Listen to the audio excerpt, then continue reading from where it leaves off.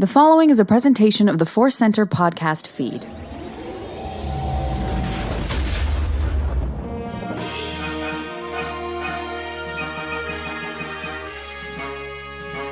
From the center of the galaxy, this is a special edition of the ForceCenter podcast feed. I'm Ken Knapsack.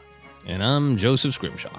Here's what we're doing today, everybody. Normally, this is what our Sunday slot. It's like a Star Wars ranked or a databank dive. But we felt going into 2023, we want to let some of you know what we do on our Patreon page. We have an exclusive show that we do every month just for our Patreon supporters called Will of the Force. Joseph, what would you say Will of the Force is about?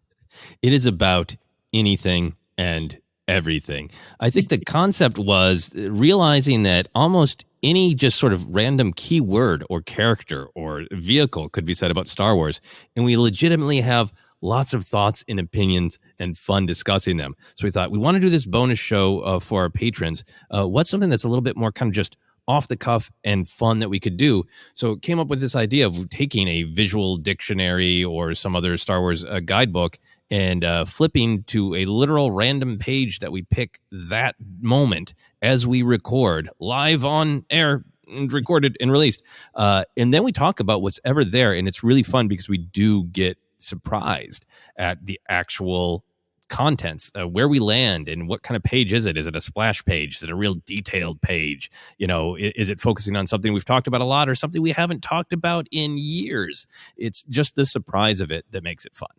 Yeah, and I think it really cuts to the core of what it is to be a Star Wars fan. There's all the things we love, the deep themes, the characters, the inspirations, the lessons, but also you meet a Star Wars fan out in the wild. You don't even have to know them. You see their Star Wars shirt, you see a pin on their jacket or a hat, and suddenly you're off and running.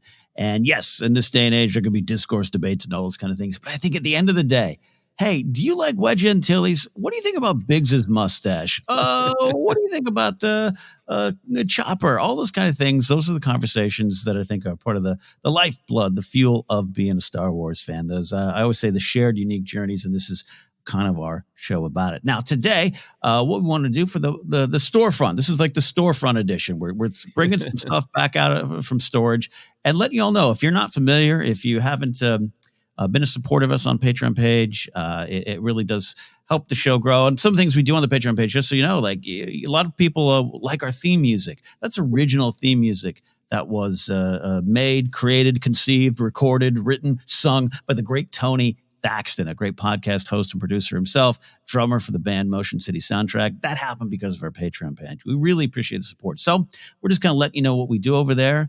Joseph, we have selected 2 episodes, I think June and August of the last year, that we're going to share, and not going into the details of what they are. They both prove one thing, Joseph. We truly do pick these pages at random. Absolutely at random. And I think it also just shows that we really do like Star Wars. I don't think that's in doubt, but it really is almost like a little bit of we talk about the hanging out at the playground, hanging out at the bar, talking about exactly what you said. Do you like this? What do you think of those execution troopers? And that's what this show lets us do, is just have tons of fun with something random. So without further delay, we've got 2 picked for you here. We'll take a little break as always between them, but let's get to a Will of the Force.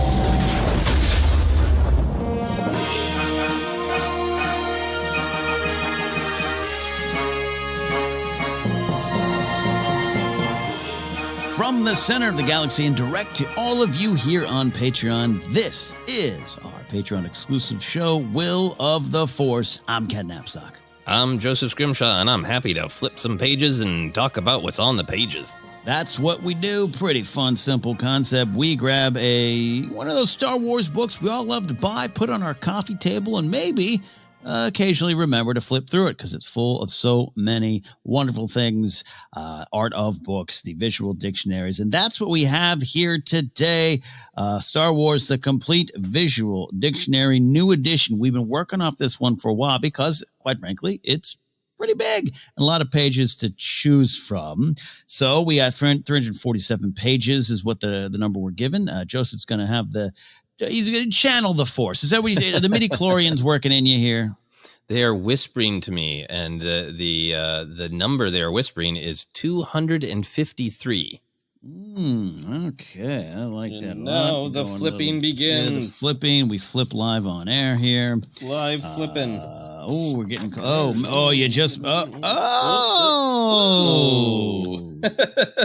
If you're flipping along. Oh, nose. Oh, man. You know what, Ken? It already makes me feel dirty because of my association with when you orient a book this way in pop culture. It means you're looking at like a pinup. So I hope a lot of you listening are looking at turning along with us on those pages. If you don't do that and you have the books, stop right now. Grab the book and go to page 253 and 252. It's going to be a splash page edition here. We have got Chewbacca, Loyal Protector. This is huge, but as Joseph is saying, laughing, and maybe having some uncomfortableness with, this is like a pinup. You have to turn it. It doesn't fold out, but Chewbacca, man, he's got all the pages here to himself. He is just standing tall on these 2 pages. Standing tall, wearing only his bandolier as always. No, it's just, I love that it's spread across 2 pages, and I love that they let Chewie be tall. And I'm used to pages like this in the visual dictionary. It's just having to actually hold it up to talk about it. I had to do like that bad move from a sitcom where you're like, somebody is looking at a magazine with nudity and they're hiding it between a book. And then you realize they're looking at a nudity magazine because they suddenly rotate the book. And I'm doing that for old Chewie, Loyal Protector. Right. Well, this is big. We've discussed Leia on this show, but a lot of times it's the fun little weird corners to crawl into in Star Wars or weapon or whatnot. But Chewbacca is pretty big, a loyal protector indeed. I'll read here at the top what it says here. Joseph, we can go wherever you feel after that. Chewbacca's strong protective instincts extend to watching over Rey, especially after the degree to which Han Solo vouched for her. Though Chewie is ever loyal, he knows better than to crowd a young woman as independent as Rey, who tends to be drawn to isolation. As Rey disappears to follow her duties as a Jedi in training, the Wookiee mostly sticks close to the Millennium Falcon, forever tinkering with the stubborn freighter and taking occasional breaks to explore his surroundings on the island. For more of that, get the book Chewie and the Porgs. All right, that's a great way to start. This book was written post Last Jedi, so that's kind of the era it's touching upon there, at least some of the vibes. What do you think there? What do you got? Oh, I love that idea of Chewie as loyal protector. I think that title is great, and I think it's that stuff that's clear in the movie when you just kind of watch it with your emotions. That he is taking a responsibility to go look for Luke, go with Rey, and watch over Rey. But I love just hearing it written out like that. It makes it so clear of like that Chewie just never feels complete unless he's got somebody to watch over. And also Chewie's got great instincts, right? Like he senses that Rey is 2 big Wookiee thumbs up from Chewie. Yes. That's great stuff there. And truly what he is, man. And he's pretty simple, straightforward Wookiee. I like that about him. And you know the lines that can't be crossed here. And I've always appreciated just the real simple carryover of his relationship to Han and Leia, Luke, and everyone else, and extending it to Rey and never question it. I love what they're saying here. He recognizes who she is, and not just who she is as an independent, young woman is described here, but also that she tends to be drawn to isolation, and that he's going to stick around, maybe make sure you don't isolate too much, but also that's how you function. That's how you get through this. It's how you do things, and Chewie's going to respect that too. Yeah, absolutely. And I love this turn of phrase of taking occasional breaks to explore his surroundings on the island. I know, yes, that it's featured in various fun places, but I really like the idea that like Chewie has some like, you can go to national parks and get the national park passport and you like just jot down your observations that he's like, oh, okay, I got the Falcon mostly fixed. Now, where am I? What sights are there to be seen? Well, it's what's funny about that. It has kind of the same energy as a different, goal, but same energy in Empire, where he's the one that kind of realizes 3PO's gone, and he's kind of milling about, right? That's going on his own little adventure to save his little droid friend, and his interaction with the Ugnaughts as they're playing keep away from him with 3PO's head. Like, I wonder if with the caretakers in Lanai, like, was there any kind of grumpiness or just get along? Because initially we see obviously he's trying to have the porg feast, and his mind has changed there, and his heart has changed. I just could see Chewie kind of running around that caretaker village, kind of having some issues at first. Oh yeah, for sure. I think when he goes up the stairs to roar at Luke, I'm sure the caretakers are a little bit alarmed just about the amount of fur that they see coming off him. Like, that's a lot of cleanup. Yeah. That's what they're sweeping off the steps a little bit later in the film is Wookiee hair probably. Yeah. So I think they're alarmed. But yeah, I like the idea that Chewie's. I love that you brought in that he's actually paying attention to the environment on Cloud City. I like to think that that's what happens every time Han and Chewie land somewhere. Is like Han goes directly to the bar or whatever problem he's got going. And Chewie's like, let me actually check out our environment so we know what the bleep's going on here. Yeah.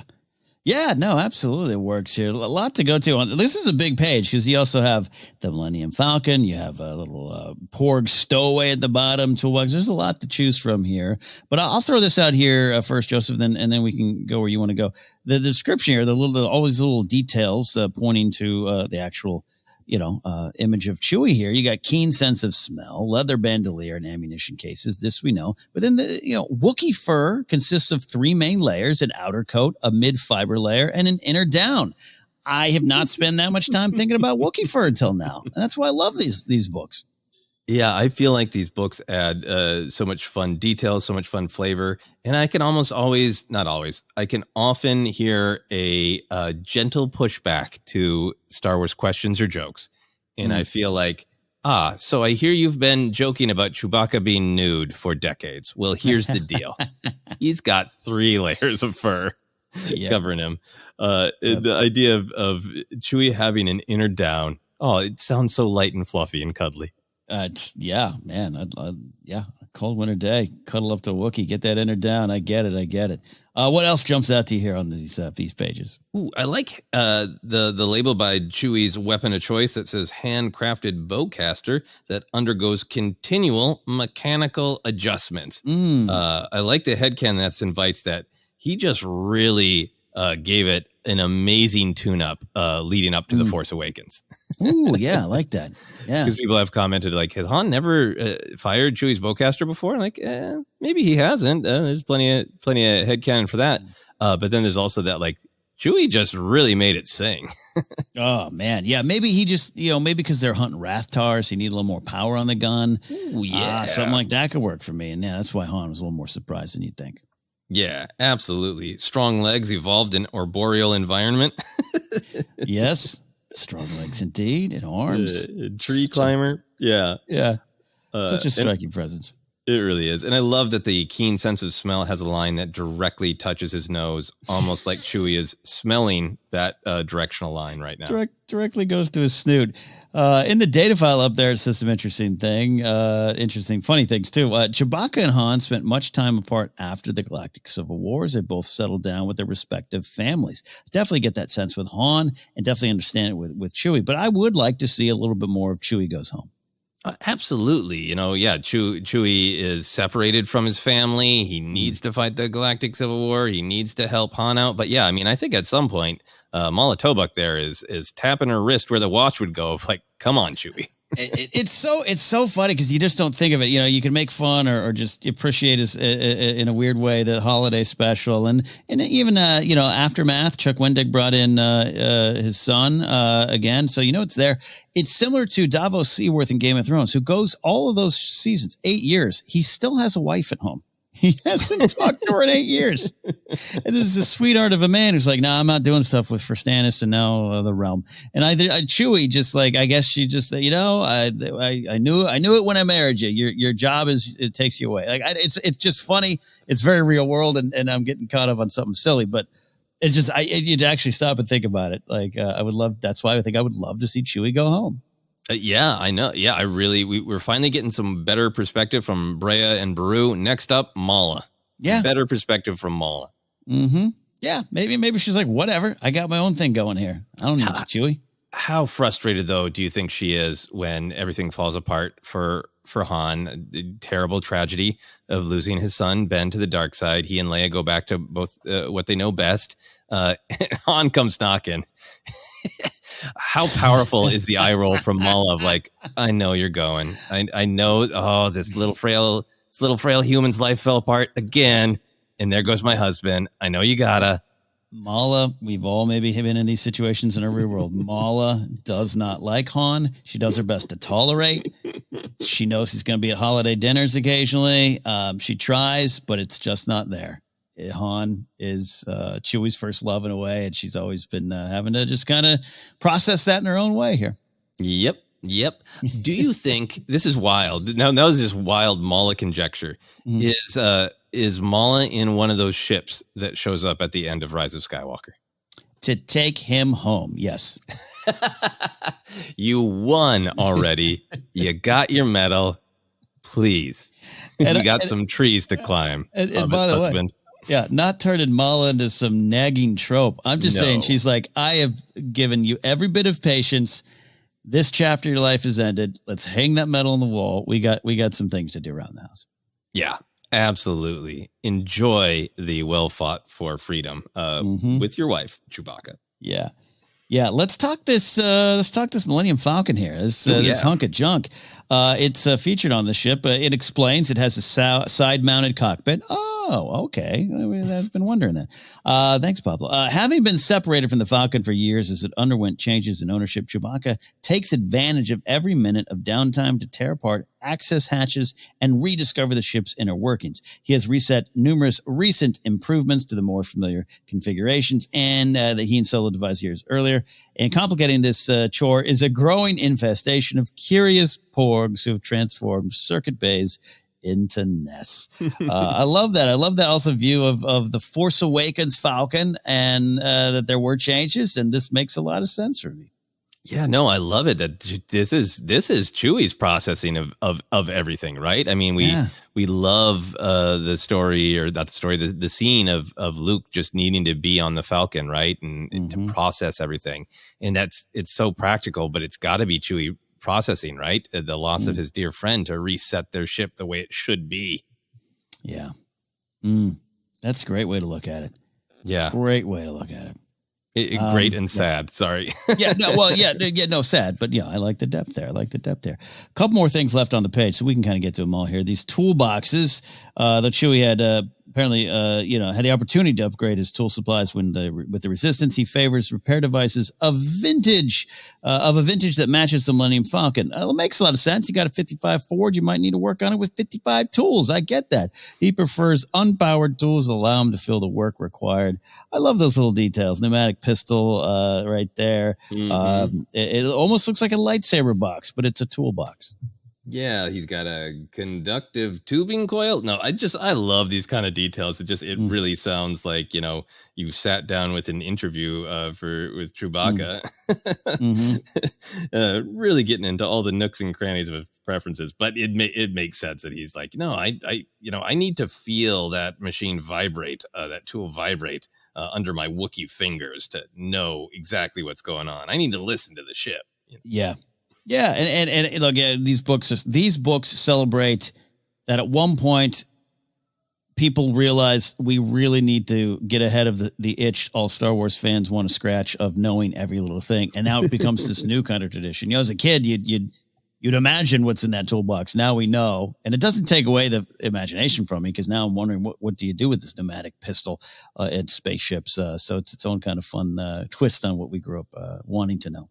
Yeah, no, absolutely. So where else you want to go? Final thing. Well, there's the engineer extraordinaire section here at the bottom, talking about how Wookiees have grossly oversimplified reputation as warriors. Chewie is at heart a mechanic, and it goes on to describe that and some of the Clone Wars history there. I do love that too. I think you forget that the Wookiees are way more advanced than anyone in the galaxy wants to give them credit for. Yes, they have their tempers, and they're going to rip out your arms, and there's certain presence to them, and obviously this natural strength and everything. But I just love that. I love this section standing up for Chewie and the Wookiees. Yeah, absolutely, and it tracks with him putting 3PO back together on Cloud City. That he's just like, I like to tinker. Yeah. Yeah. Chewbacca, mighty warrior and tinker guy. and tinker. The final thing, it is almost the main event here on the page. We got the improvised spit. It's great. They talk about the Wookiee diet. That they require adult Wookiees require a range of 3,500 to 6,000 calories a day in food. That was a fun day at the office for Pablo, but it goes down to the bottom with this porg stowaway picture, and then the improvised spit has, well, the cooked porg on it, and it doesn't stop there, Joseph. The detail is added. Though dry and crunchy, porg legs are, to Wookiees, the tastiest part of the roast bird. Wow, they went there. Yeah, that is amazing. That it feels like this is an explanation of why Chewie left the legs on. Yes, kind of looks like he deep fried them. I don't think that's what happened in the film, but in an effort to make that make sense, I feel like this has opened just a vast rift in the canon. Because this is inviting the thought that Wookiees have encountered porgs elsewhere in the galaxy besides Octo. Or is it that I guess this is not I was going to say maybe Buryaga's been there and passed it down in Wookiee tradition. But Octo, hasn't been visited in a very long time is what current canon suggests. But how do you reconcile that Chewie has encountered porgs before, or other Wookiees have enough to know the legs are where it's at? I like this idea of, you said Buryaga or maybe Gungi on his adventures, hiding out. I just like that maybe there's been some encounters and it's been passed down through Wookiee lore. It's it's like you go to In-N-Out and there's the secret menu. If you just know, and you can order the items there. I think there's a little bit of that. Yeah, the double animal style with the porg legs for sure. Yeah, of course. Yep, that's it. That's the one. Yeah. Absolutely normal. I think I like the idea that maybe Buryaga or Gungi made it Octo, maybe. But I like, given what we have at the bottom of this page is a porg stowaway, that every time across the vast millennia that someone has made a pilgrimage to Octo, one or two porgs get off the planet. In that they're very rare, but they are encountered. Yes. Off-world porgs. Off-world porgs. Yes, indeed. Porgs. When their action figure comes out, they'll be labeled off-world porgs and have slightly different colored eyes. There you go. Well, that was a big look. That was a big character, a legacy character. Anything left that you want to touch upon, or any closing comments?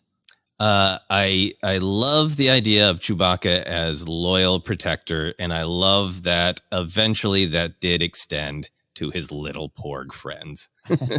Sometimes a meal can be a friend. That's what we learned today. That is what we learned indeed. I love that as well. Valuable lesson in The Last Jedi for all of us. There you go. Well, that is it, my friends. We have answered the call. We have heard the will of the Force. We'll see you next time.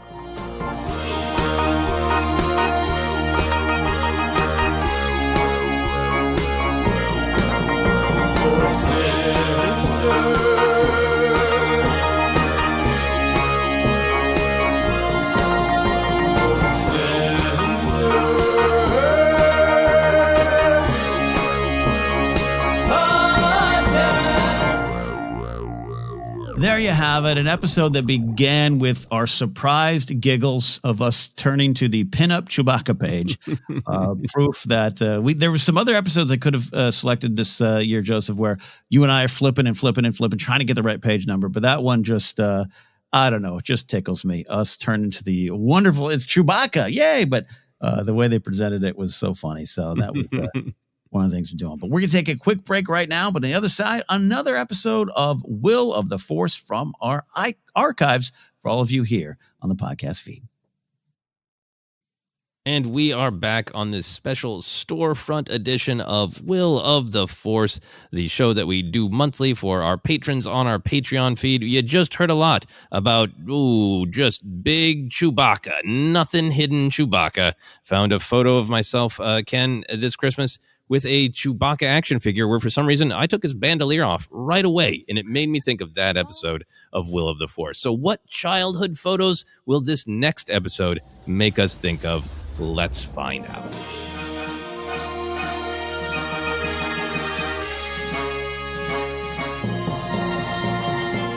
from the center of the galaxy and direct to you here on Patreon. This is Will of the Force here on ForceCenter. I'm Ken Knapsack. I'm Joseph Scrimshaw, and I said that weird. Yeah, I'm Joseph Scrimshaw. It has been a long and wonderful week, and I am happy to be here recording Will of the Force. You and I and Jennifer, we've been recording ForceCenter for so long. I love those moments where autopilot crashes. Yeah, the program didn't load. It was the program's say your name file, and it just didn't load. It's the best. Hey, what we're doing on Will of the Force, we have some new Patreon supporters. So, hey, so happy to have you here. We really appreciate that. We take one of those reference books, ultimate visual guide, a visual dictionary, an art of book, something that, we as Star Wars fans, we love these books. We put them on our coffee tables and just point at them with pride when people come over. We take these books, we randomly select a page and see where the Force takes us, and we listen to the Will of the Force and discuss what's on that page. Joseph, we've been doing the big one there. What is it? The Star Wars Complete Visual Dictionary. Got to make sure I look down on that one there. But we're going to switch it up here, and we are going to Star Wars Rogue One, the Ultimate Visual Guide. This is written by Pablo Hidalgo, of course, with illustrations by Kemp Remillard. This is one of they're all great, but this is one of the better visual guides from Star Wars.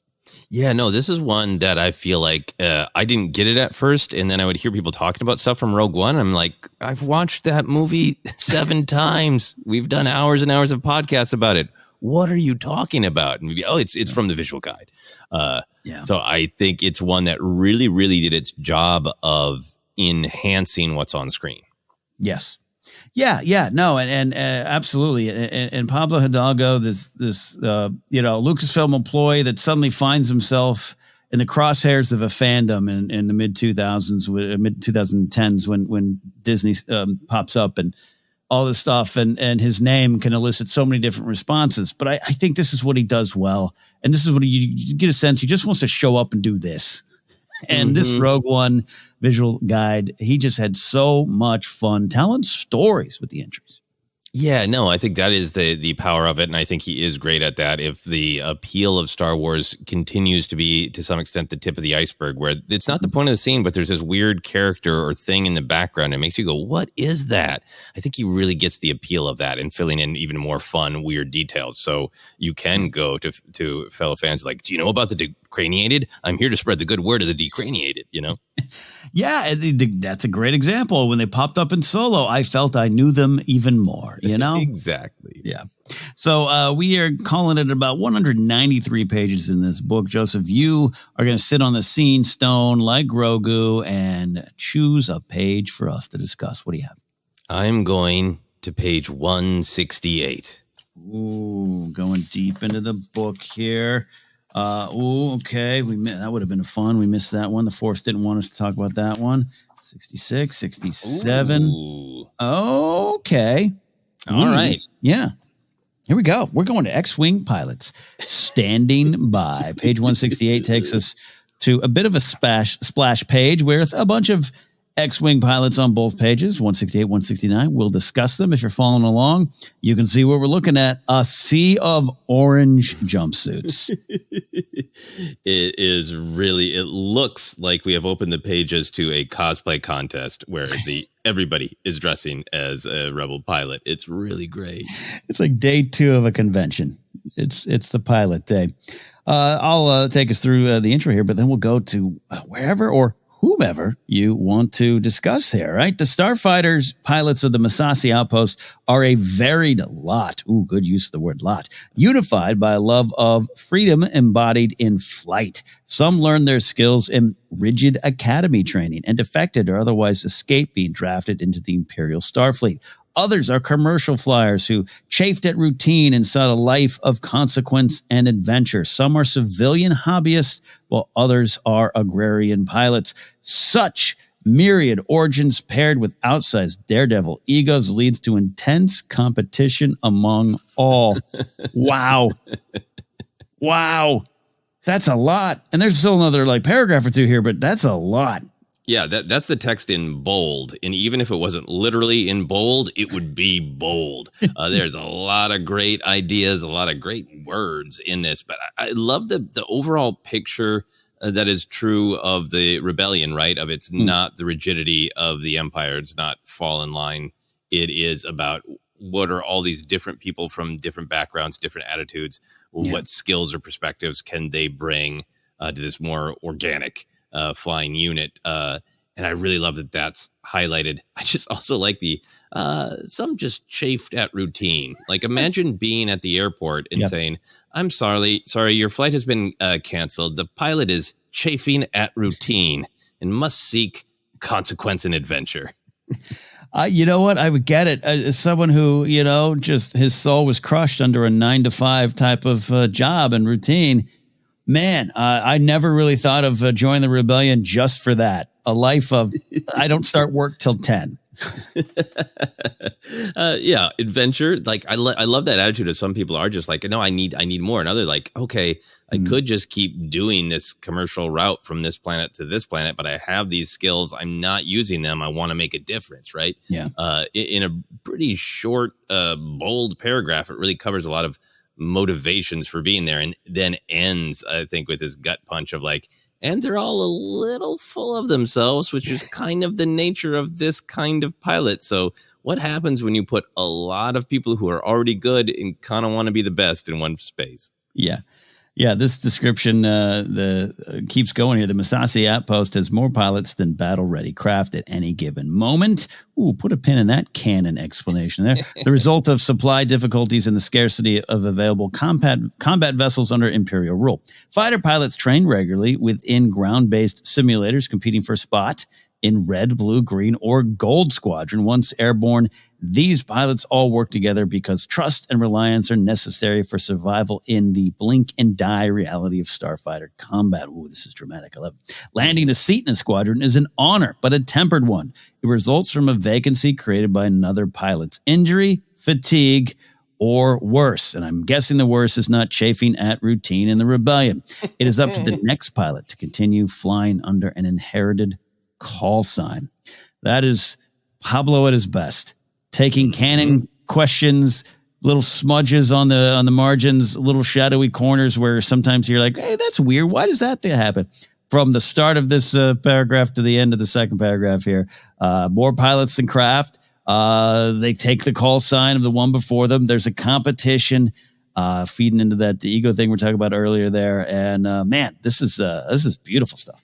Yeah, absolutely. I do like that, everything. We've got the great stuff about the daredevils and the outsized egos and the competition to actually be placed in a squadron, the honor of that. But I like this sentence of once airborne, these pilots all work together because trust and reliance are necessary for survival in the blink and die reality of starfighter combat.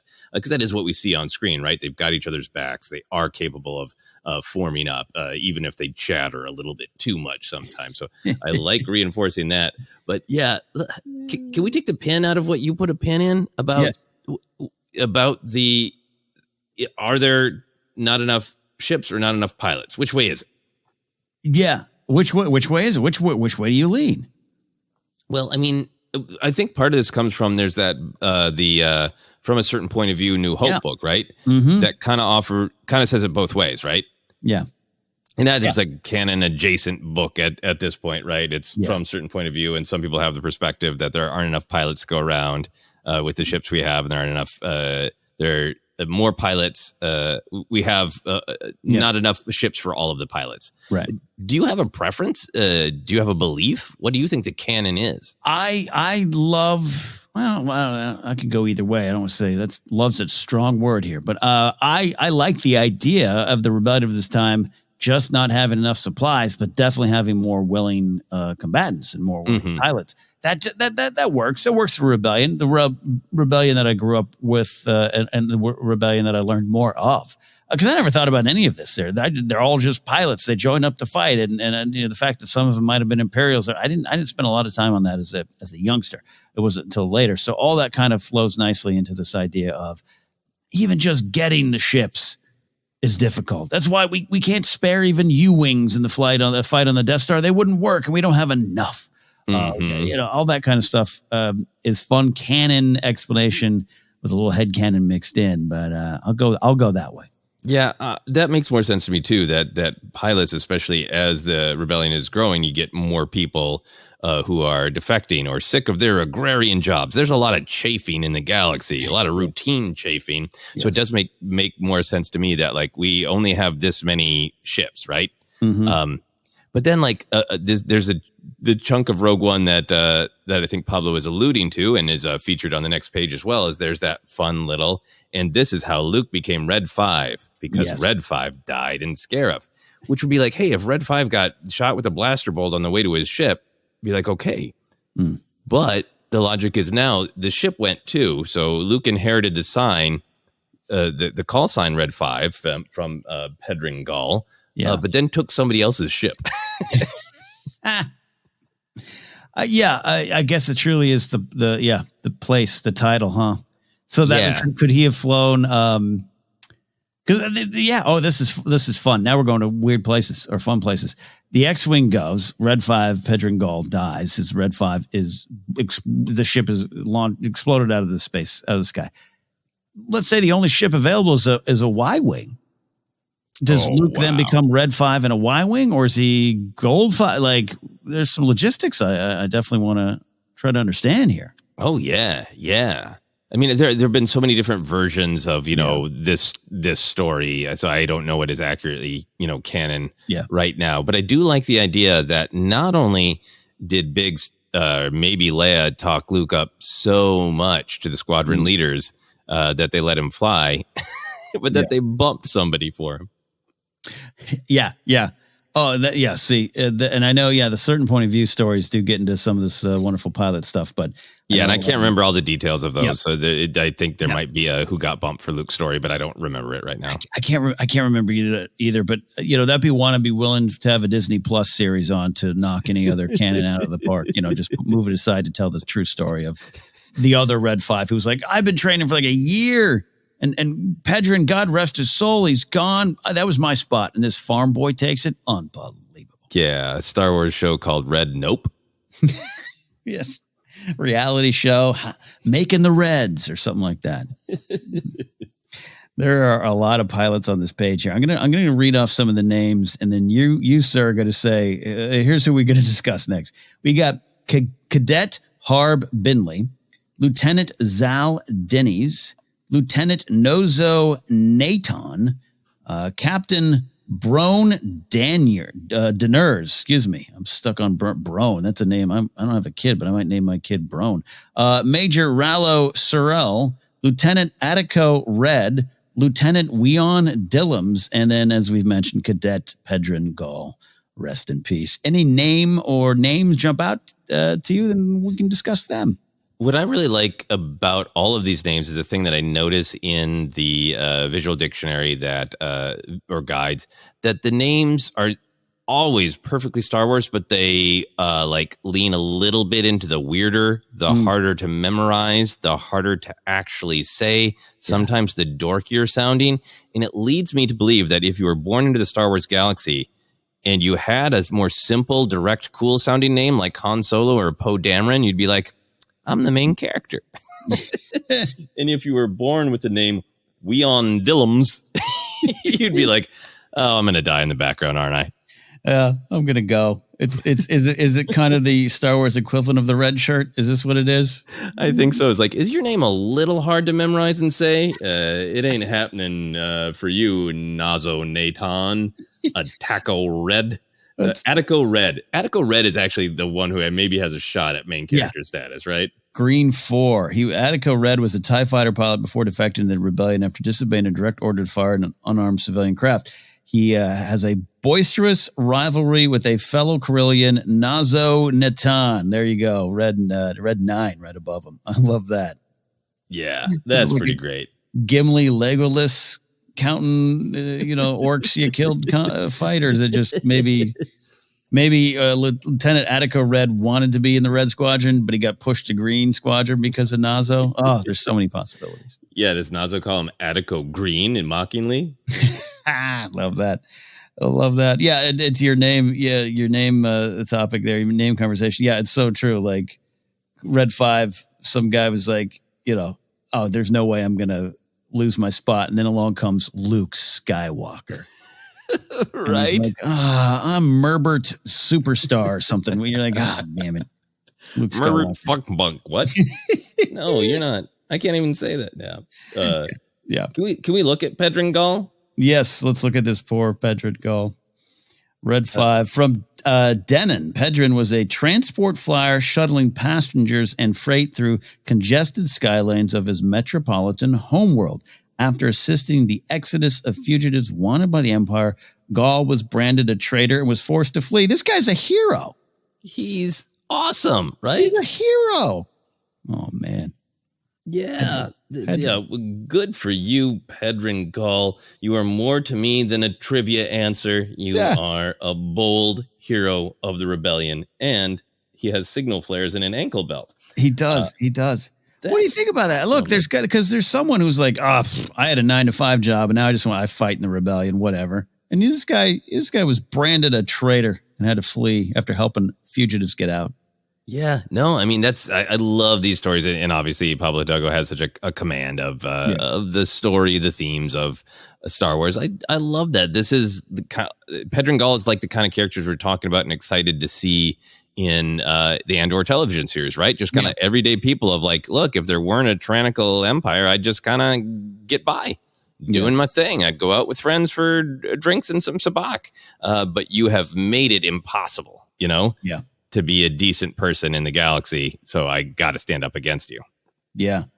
Yeah, I love that, man. I have not spent a lot of time in the backstory of Pedron Gall, but you're right. Not just a trivia answer.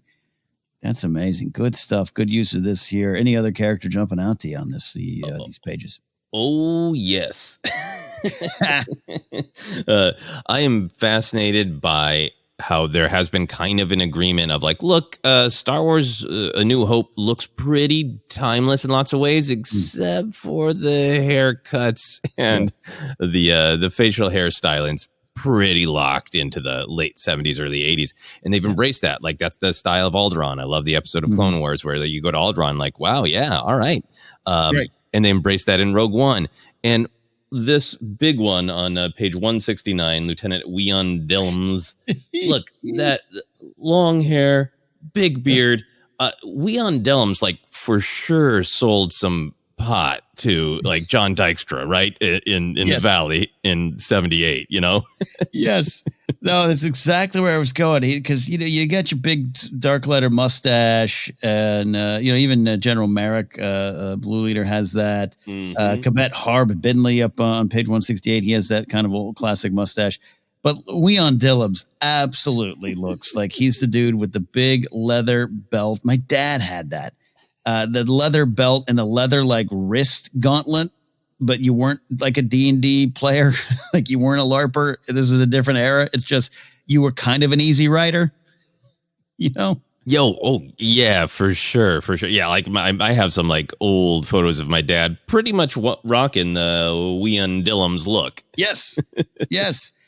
Yeah, my dad never had the long hair. He'd come out of the Navy, but he had this mustache and kept it for years. But he used to ride a motorcycle and it just kind of tracks. It's that special kind of 70s vibe, that post hippie, pre 80s yuppie sweet spot. Especially a lot of these folks would grab guitars and create the California sound. Weon Dillms played bass for the Eagles before Timothy B. Schmidt or Don Felder. Yeah, and I just love the idea of the casting call for this of like, okay, we need people who look like absolute World War I ace fighter pilots. Like you look like you could play the bad guy in The Rocketeer. And we also we need people who just look like they're trying to learn to play bass so they can hook up more often. Like, oh man, this is great. This guy Weon Dillms drove a Z95 Datsun into town to pick up his weed. This is what he did. So great. It's so great. Yeah. And they're all good. They're all great. I love them. I want to discuss here as we wrap up the episode, but we can go anywhere you want after that, sir. But Lieutenant Zal Denny's Red 8. This is the tall, slender, blonde woman that you see in the film. When encroaching Imperial patrols forced the rebels to scuttle their Tirfon launch base, the defending Yellow Aces squadron was broken apart and relocated to other outposts. The largest contingent, 4 pilots, transferred to Yavin 4, with Zal Deniz and her wingmate, Jack Porkins, Red 6, assigned to Red Squadron. And she is part of the Tirfon Yellow Aces, which we know factors into The Force Awakens. That's the helmet that Rey has. It's a great character. I love this story. You hear a lot of that in Rebellion, a lot of, moving the pieces around. We got to get the Y-Wings to Dodonna's group and his cell. Love that. And I love this character. I really thought this was going to be Evan Verlaine, which is the Y-Wing pilot who survived the Battle of Yavin from Alderaan, had appeared in the Princess Leia comic, comes back again in other material. So I remember being a little shocked it wasn't, because I thought back then everything was connected, right? Every page of a comic was going to lead to something in the movie. And sometimes that's true, but a lot of times it's not. And I'm okay with it because now you have 2 great characters, Zal Deniz and Evan Verlaine. But this was big. This was big for me in 2016 that I was like, oh, that's not Evan Verlaine. I don't know if I like that. Yeah, no, I totally get that. And I would love to see more Evan Verlaine. It's the fun dance of these things, right? That more things get added as they're better. Is there more developed in other places and can all be tied together? And this is a masterpiece of trying in different canons, right? We've got mentions of Davish Krail, Weon Dillams is talking about Puck Naso, who's another trivia answer for one of the pilots in A New Hope. Look, Zal Deniz and Jack Porkins. I want them to have their own show. Give that to me. We need some justice for Jack Porkins, and Zal Deniz looks and sounds awesome. Yeah, no, it's great. And look, hey, 2 seasons of Andor, any of these characters on the board to come back. Maybe Pedrin Gall can return. I'd love to see Pedrin Gall meet a young Carson Teva and give Carson Teva a bit of advice for his career. Oh, that would be great. Putting that on the wish board. Putting on the wish board there. We have looked at the X-Wing pilots. Any final thoughts, sir? Anything we left on the board? No, this page is a great example of what's fun about these books. There's there's the fans in the world who are like, I just want to watch the movies, and you should be able to understand everything from watching a movie. And they're the fans who are like, I want to know who Jack Porkins' best friend was before A New Hope. Well, here you go. Here you go. I want an X-Wing pilot that looks like he opened up for Jackson Brown. You have all of that here. Wonderful stuff. Great selection. A lot of fun. Folks, that is it. We have answered the call and the will of the Force.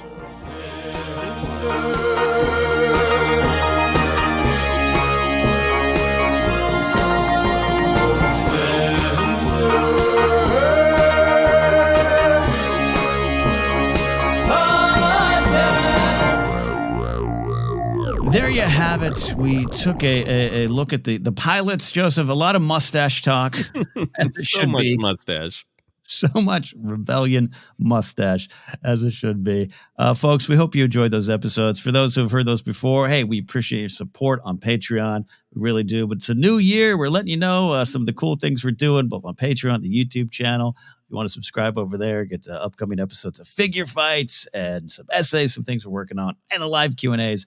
A lot coming your way. But that's what we do on Patreon. It's the will of the Force. Thank you all for listening. You can find us on Twitter at ForceCenter Pod, Hive Social as well at ForceCenter, Instagram and Facebook, YouTube, as we said. Podcasts available in a lot of different spots. Merch available at tpublic.com/user/ForceCenter. And again, if you want, if you find it in your heart, it sounds like I'm begging, but it's just getting the word out there. We have learned we just got to let people know what we're doing, because a lot of people don't know. You can support us directly at patreon.com/ForceCenter. Find me at Cat Knapsack. Joseph, final words from you, and where can they find you? Yeah, you can find me, and maybe on social media I'll post some of those childhood photos with Star Wars toys. You can find me on all the social media, all of them. My handle is Joseph Scrimshaw. So just go to the social media site of your choice and search for Joseph Scrimshaw. And again, thank you for joining us on Patreon, and thank you for anybody who would consider possibly joining us there as well. There you are, everybody. You've heard the will of the Force.